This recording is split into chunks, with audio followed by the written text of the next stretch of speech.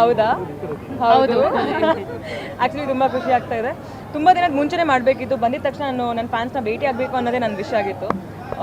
ಶೃಂಗೇರಿಗೆ ಹೋಗಿ ಆಶೀರ್ವಾದ ತಗೊಂಡು, ಅಮ್ಮನವ್ರ ಆಶೀರ್ವಾದ ತಗೊಂಡು, ಆಮೇಲೆ ಇಲ್ಲಿ ಬಂದು ನನಗೆ ಭೇಟಿ ಮಾಡೋಕ್ಕೆ ಅವಕಾಶ ಸಿಕ್ತು. ಅಂದ್ಕೊಂಡೇ ಇರಲಿಲ್ಲ ಆ ಮಟ್ಟಕ್ಕೆ ಒಂದು ಫ್ಯಾನ್ಸ್ ಬಂದಿದ್ದಾರೆ ಆ್ಯಂಡ್ ಆ ಮಟ್ಟಕ್ಕೆ ವೆಲ್ಕಮ್ ಮಾಡಿದ್ದಾರೆ. ತುಂಬ ಖುಷಿ ಆಗ್ತದೆ. ಟ್ರೂಲಿ ನನ್ನ dream come true. Big boss ಹೋಗಿದ್ದಕ್ಕೆ ಸಾರ್ಥಕ ಆಯಿತು ಅನಿಸ್ತು. ಇದೇ ನನ್ನ ಡ್ರೀಮ್ ಆಗಿತ್ತು ಕೂಡ. ಕಮ್ಮಿ ಅದಕ್ಕೆ ಸುಚ್ಚಿ ಇವರೇ ಮೂಲ ಕಾರಣ. ನಾನು ನಿಮ್ಗಿಂತ ಜಾಸ್ತಿ ಸೆಲ್ಫಿ ಇವರಿಗೆ. ಎಸ್. ಸೊ ಆಕ್ಚುಲಿ ತುಂಬಾ ಖುಷಿ ಆಗ್ತದೆ. ನಿಮಗೆ ಹೇಗೆ ಅನಿಸ್ತು? ಆಕ್ಚುಲಿ ನೈಸ್ ಇದೆ. ಅರೇಂಜ್ ಮಾಡಿದ್ದಾರೆ. ಐ ಥಿಂಕ್ ತುಂಬಾ ದೊಡ್ಡ ಫ್ಯಾನ್ ಕ್ರೇಜ್ ಇದೆ. ಔಟ್ ಗ್ರೌಂಡ್ ಅಲ್ಲಿ ನಿಮ್ಮ ಒಂದು ಫ್ಯಾನ್ ಕ್ರೇಜ್ ಇದೆ ಅಂತಂದ್ರೆ ಎಷ್ಟು ಖುಷಿ ಆಗ್ತಾ ಇದೆ, ಎಷ್ಟು ದೊಡ್ಡದಾಗಿ. ಆ್ಯಂಡ್ ನಿಮಗೆ ಅಂತ ಸ್ಪೆಷಲ್ ಸರ್ಪ್ರೈಸಸ್ ಎಲ್ಲ ಇಟ್ಟಿದ್ದಾರೆ ಇವತ್ತು. ಸೊ ಹೇಳಿ. ಸರ್ಪ್ರೈಸ್ ನಂಗೆ ಆ್ಯಕ್ಚುಲಿ ಏನೂ ಹೇಳಲೇ ಇಲ್ಲ. ಫ್ಯಾನ್ಸ್ ಇದನ್ನೆಲ್ಲ ಮಾಡ್ತಿದ್ದಾರೆ ಅಂತ ಗೊತ್ತಾದ್ಮೇಲೆ ಅಣ್ಣ ಅವ್ರ ಜೊತೆ ಕಾಂಟ್ಯಾಕ್ಟಲ್ಲಿದ್ದೆ. ಬಿಕಾಸ್ ನಾನು ಅವಾಗ ನನ್ನ ಮೊಬೈಲ್ ಕಾಲ್ ನಾನು ಏನೂ ರಿಸೀವ್ ಮಾಡೋಕ್ಕಾಗ್ತಿರ್ಲಿಲ್ಲ. ಸೊ ಇದೆಲ್ಲ ನಂಗೆ ಸರ್ಪ್ರೈಸ್. ಏನೇನು ಆಗ್ತಿದೆಯೋ ನಾನು ಏನು ಎಕ್ಸ್ಪೆಕ್ಟ್ ಮಾಡಿಲ್ಲ. ನಿಮಗೆ ಗೊತ್ತಿದ್ದಂಗೆ ಯಾವ ಫ್ಯಾನ್ಸ್ ಅಸೋಸಿಯೇಷನ್ಸ್ ಈ ಒಂದು ಕಾರ್ಯಕ್ರಮವನ್ನು ಆಯೋಜನೆ ಮಾಡಿದ್ದು, ಅದ್ರ ಬಗ್ಗೆ ಏನು ಡೀಟೇಲ್ಸ್ ನನಗೆ ಏನೂ ಹೇಳಿಲ್ಲ ಅಣ್ಣ. ಬಟ್ ನನಗೆ ಲೈಕ್ ಯೂಶಲಿ ನಾನು ನೋಡ್ತಾ ಇರೋದು ಸಂಗೀತ ಶೃಂಗೇರಿ ಆರ್ಮಿ ತುಂಬ ಚೆನ್ನಾಗಿ ಮಾಡ್ತಾ ಇದ್ದಾರೆ ಆ್ಯಂಡ್ ಸುಮಾರಷ್ಟು ಪೇಜ್ಗಳು ಹಂಗೆ ಸಪೋರ್ಟ್ ಮಾಡ್ತಾ ಇದ್ದಾರೆ ಅಂತ. ಬಟ್ ಅಣ್ಣ ನಂಗೆ ಏನೂ ಹೇಳಿಲ್ಲ. ಇಟ್ಸ್ ಅ ಸರ್ಪ್ರೈಸ್ ನಿನ್ ಬಾ ಅಂತ ಹೇಳಿರೋದು. ಅದಕ್ಕೆ ನಂಗೆ ರೆಡಿ ಮಾಡಿಬಿಟ್ಟು ಲಿಟ್ರಲಿ ಲೈಕ್ ನನ್ನ ಔಟ್ಫಿಟ್, ನನ್ನ ಮೆಜರ್ಮೆಂಟ್ ಕೂಡ ಕರೆಕ್ಟಾಗಿ ತೊಗೊಂಡೆ ಅಲ್ಲೇ ಬಂದು ಉಳಿತಾ ಇದ್ದಾರೆ ಇವಾಗ ರೆಡಿ ಆಗೋಷ್ಟೊತ್ತಿಗೆ. ಸೊ ನನಗೆಲ್ಲ ಸರ್ಪ್ರೈಸ್. ಇವಾಗ ನೀವು ಬಂದಿರೋದು, ಇಷ್ಟು ಜನ ಸೇರ್ಕೊಂಡಿರೋದು ಆ್ಯಂಡ್ ನಂಗೆ ಅರ್ಥನೇ ಆಗಿಲ್ಲ ಅಲ್ಲಿಗೆ ಬರೋ ತನಕ ಏನು ನಡೀತಿದೆ ಅಂತ. It's a surprise, literally surprise. ನೋಡೋದಕ್ಕೆ ಚಿಕ್ಕಮಂಗ್ಳೂರಿಂದ ಬಂದಿದ್ದಾರೆ, ವೆಸ್ಟ್ ಬೆಂಗಾಲಿಂದ ಬಂದು ಇಲ್ಲಿ ಸ್ಟೇ ಮಾಡಿದ್ದಾರೆ, ಅವರೆಲ್ಲ ಬಂದಿದ್ದಾರೆ. ಹೇಗೆ ಅನ್ನಿಸ್ತಾ ಇದೆ? ಇದ್ರ ಬಗ್ಗೆ ನನಗೆ ವಿಷಯ ಗೊತ್ತಿಲ್ಲ. ಡಿಸ್ಟ್ರಿಕ್ಟ್ ಇಂದ, ಊರುಗಳಿಂದ ನಿಮ್ಮನ್ನ ನೋಡಕ್ಕೆ ಇವತ್ತು ಈ ಗ್ರೌಂಡ್ ಬಂದಿದ್ದಾರೆ. ನಾನು ಆ್ಯಕ್ಚುಲಿ ಎಲ್ಲರನ್ನ ಮಾತಾಡಿಸ್ತೀನಿ. ಈ ವಿಷಯ ನಂಗೆ ಗೊತ್ತೇ ಇಲ್ಲ. ನಂಗೆ ತುಂಬ ಖುಷಿ ಆಗ್ತದೆ. ಬಿಕಾಸ್ ಈ ರೇಂಜ್ ಆ್ಯಕ್ಚುಲಿ ನಂಗೆ ಏನು ಕಾಣಿಸಿರೋದು ಜಾಸ್ತಿ ಅಂದರೆ ಜಾಸ್ತಿ ಮಹಿಳೆಯರಿದ್ದಾರೆ ಇಲ್ಲಿ. ಆ್ಯಂಡ್ ಒಂದು ಹೀರೋಯಿನಿಗೆ ಮಹಿಳೆ ಫಾಲೋಯಿಂಗ್ಸ್ ತುಂಬ ಕಮ್ಮಿ ಇರುತ್ತೆ. ನಾನು ಮುಂಚೆ ಮಾಡಿರಬೇಕಿದ್ರು ನಾನು ಇದನ್ನು ನೋಡಿರೋದೇ ಕಮ್ಮಿ. ಇಷ್ಟು ಜನ ಮಹಿಳೆಯರು ಸೇರಿರೋದು ನಂಗೆ ತುಂಬ ಖುಷಿ ಆಗ್ತದೆ. ಬಿಕಾಸ್ ಅವ್ರು ಬ್ಯುಸಿ ಇರ್ತಾರೆ, ಸುಮಾರಷ್ಟು ಕೆಲಸದಲ್ಲಿ ಬ್ಯುಸಿ ಇರ್ತಾರೆ ಆ್ಯಂಡ್ ಜನ ಸೇರಿರೋ ಜಾಗದಲ್ಲಿ ಜಾಸ್ತಿ ನಾನು ನೋಡಲ್ಲ ಯಾವಾಗಲೂ. ಸಿಕ್ಕಾಪಟ್ಟೆ ಖುಷಿ ಆಗ್ತದೆ ಅದನ್ನ ನೋಡ್ಬಿಟ್ಟು. ಎಲ್ಲರಿಗಿಂತ ಮುಂದೆ ಬಂದ್ಬಿಟ್ಟು ಕೈ ಹ್ಯಾಂಡ್ಶೇಕ್ ಮಾಡೋಕ್ಕೆ ಅವರೇ ಟ್ರೈ ಮಾಡ್ತಾ ಇದ್ದಾರೆ ಕೂಡ. ಸಿಕ್ಕಾಪಟ್ಟೆ ಪ್ರೌಡ್ ಫೀಲಿಂಗ್ ಇತ್ತು ನನಗೆ. ನೀವು ಬರ್ತಾ ಇರ್ಬೇಕಾದ್ರೆ ಒಂದಿಷ್ಟು ಡೈಲಾಗ್ಗಳು ಬರ್ತಾ ಇತ್ತು, ನಿಮಗೂ ಅದು ಪರಿಚಿತ ಅನ್ಕೊಂತೀನಿ. ಹೌದು, ಇವಾಗ ಸೊ ರಿಯಾಕ್ಟ್ ಮಾಡೋದಾದ್ರೆ. ಹೌದು.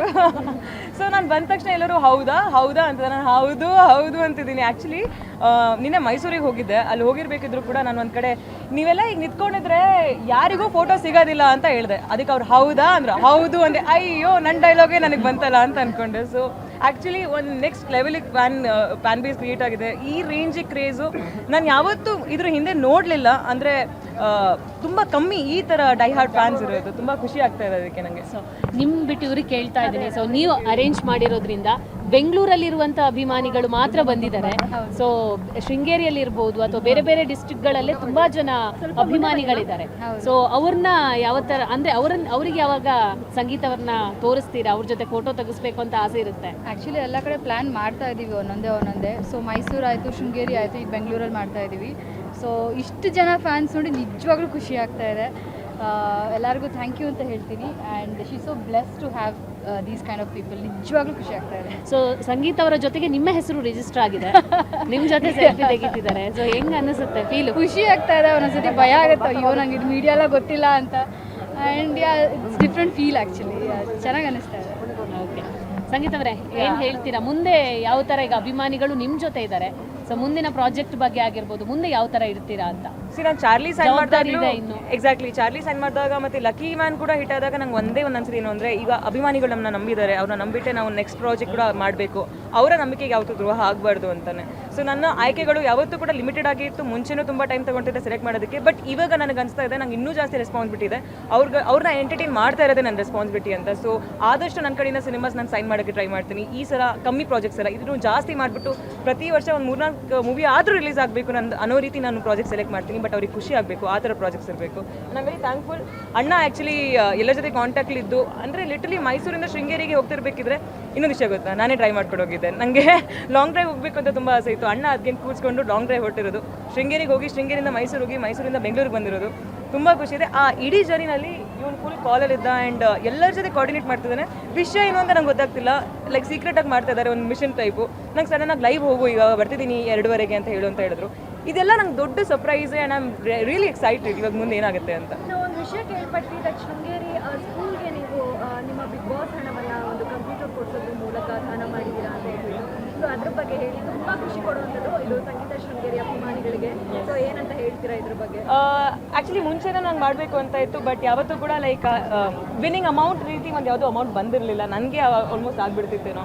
ಸೊ ಇವಾಗ ಒಂದು ಅಮೌಂಟ್ ಬಂದಿದ್ದಕ್ಕೆ ನನ್ನ first dedication towards government school. Because ಆದಷ್ಟು ಗೌರ್ಮೆಂಟ್ ಸ್ಕೂಲು ಕ್ಲೋಸ್ ಆಗ್ತಾ ಇದ್ದಾವೆ, ಜಾಸ್ತಿ ಜನ ಮಕ್ಕಳು ಸೇರ್ಕೊಳ್ತಾ ಇಲ್ಲ. ಆ್ಯಂಡ್ ವಿದ್ಯೆ ಚೆನ್ನಾಗಿದೆ, ಅಲ್ಲೆಲ್ಲ ಫೆಸಿಲಿಟೀಸ್ ಇದೆ ಆಲ್ಮೋಸ್ಟ್. ಬಟ್ ಕೆಲವು ಸಲ ಏನಾದರೂ ಒಂದು ಆಗದಿದ್ದಾಗ ನಾವು ನಮ್ಮ ಕಡೆಯಿಂದ ಒಂದು ಎಫರ್ಟ್ ಆಗ್ಬೋದು. ಅಲ್ಲಿ ಫೆಸಿಲಿಟೀಸ್ ಇನ್ನೂ ಚೆನ್ನಾಗಿದ್ದಾಗ ಇನ್ನಷ್ಟು ಮಕ್ಕಳು ಖಂಡಿತವಾಗ್ಲೂ ಬಂದು ಜಾಯ್ನ್ ಆಗೇ ಆಗ್ತಾರೆ. ಅದರಲ್ಲೂ ಇದು ಬಾಲಕಿಯರ ಸ್ಕೂಲು, ಗರ್ಲ್ಸ್ ಸ್ಕೂಲ್ ಇದು. ಸೊ ಅಲ್ಲಿ ಸುಮಾರಷ್ಟು ಜನ ಹೆಣ್ಮಕ್ಳು ನೋಡಿ ನಂಗೆ ತುಂಬ ಖುಷಿ ಆಯಿತು ಕೂಡ. ಅಲ್ಲಿ ಹೋದಾಗ, ಅಲ್ಲಿ ಮಾತಾಡಿದಾಗ ಅವ್ರ ಜೊತೆ ಎಲ್ಲ ಸಿಕ್ಕಾಪಟ್ಟೆ ಪ್ರೋತ್ಸಾಹ ಕಾಣಿಸ್ತಾ ಇತ್ತು. ಒಂದು 73 ಜನ ಮಕ್ಕಳಿದ್ರು ಅಲ್ಲಿ, ಹುಡುಗಿರು.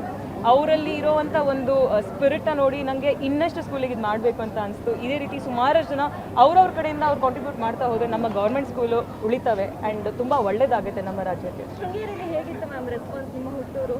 ನಂಗೆ ತುಂಬ ಖುಷಿಯಾಗಿದೆ. ಏನು ಅಂದರೆ ನಾನು ಬಂದಿದ ತಕ್ಷಣ ಎಲ್ಲರೂ ಬಂದುಬಿಟ್ಟು ತಪ್ಪಿಕೊಂಡು ಅಳ್ತಾ ಇದ್ದಾರೆ. ಆ್ಯಂಡ್ ಅಳ್ತಾ ಇರೋ ಇಮೋಷನ್ಸ್ ಇದೆಯಲ್ವ, ನನ್ನ ಜೊತೆ ಅವ್ರು ಟ್ರಾವೆಲ್ ಮಾಡಿದ್ದಾರೆ. ಅಂದರೆ ನಾನು ಎಷ್ಟು ನೊಂದಿದ್ದೀನೋ ಅವರು ಕೂಡ ಅಷ್ಟೇ ನೊಂದಿದ್ದಾರೆ ಆ ಟ್ರಾವೆಲಲ್ಲಿ, ಆ ಜರ್ನಿನಲ್ಲಿ. ಅದನ್ನ ನೋಡಿ ತುಂಬ ಖುಷಿ ಆಯಿತು ನನಗೆ. ಆ್ಯಂಡ್ ಕೆಲವು ಸರಿ ಅದು ಇರೋ ಪದಗಳಲ್ಲಿ ನಂಗೆ ಹೇಳೋಕ್ಕಾಗಲ್ಲ, ಅಷ್ಟು ಹಾರ್ಟ್ ಟಚಿಂಗ್ ಆಗಿತ್ತು ಆ ಮೂಮೆಂಟ್ಸ್ ಎಲ್ಲ. ಇನ್ನೊಂದು ವಿಚಾರ, ಈಗ ಬಿಗ್ ಬಾಸ್ ಎಷ್ಟೆಲ್ಲ ಕಂಟೆಸ್ಟೆಂಟ್ಗಳಿದ್ದಾರೋ ಅವರೆಲ್ಲ ಒಂದೇ ವೇದಿಕೆಯಲ್ಲಿ ಬರಬೇಕು ಅಂತ ಒಂದು ಅಭಿಮಾನಿಗಳಲ್ಲಿ ಕೋರಿಕೆ ಇದೆ. ಅದು ಯಾವಾಗ ಈಡೇರುತ್ತೆ? ನೀವಾಗಿರ್ಬೋದು, ಕಾರ್ತಿಕ್ ಆಗಿರ್ಬೋದು, ತನಿಷಾ ಆಗಿರ್ಬೋದು, ಎಲ್ಲ ಒಂದೇ ವೇದಿಕೆಯಲ್ಲಿ ಜೊತೆಯಾಗಿ ಯಾವಾಗ ಕಾಣಿಸಿರ್ತೀರಾ ಅಂತ. ಅದು ಮೋಸ್ಟ್ಲಿ ಬಿಗ್ ಬಾಸೇ ಮಾಡ್ಬೋದೇನೋ ಮತ್ತೆ. ಬಿಕಾಸ್ ನಾವು ಕೂಡ ಡಿಸೈಡ್ ಮಾಡ್ಕೊಂಡು ಮಾಡಿದ್ರೆ ಎಲ್ಲರೂ ಅವರವರ ಒಂದೊಂದು ಇಂಡಸ್ಟ್ರಿಲಿ ಬ್ಯುಸಿ ಆಗಿದ್ದಾರೆ, ಅವ್ರವ್ರಿಗೆ ಬರೋ ಪ್ರಾಜೆಕ್ಟ್ಸಲ್ಲಿ ಬ್ಯುಸಿ ಆಗಿದ್ದಾರೆ.